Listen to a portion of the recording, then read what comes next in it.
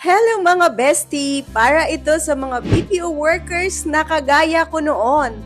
Alam mo yung good morning mo na good night na ng karamihan? Habang tulog ang iba, ikaw naman ay nasa shift.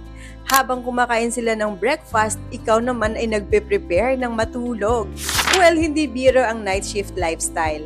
Kaya, mahalagang mas alagaan ang katawan natin sa pamamagitan ng sapat na pahinga, tamang pagkain, at healthy habits.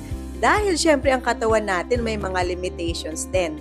Habang nagbibigay ka ng best performance sa work mo, huwag mong kalimutang bigyan din ng suporta ang katawan mo. Dahil mas masarap pa rin pumasok kapag malusog at may sigla ang katawan natin.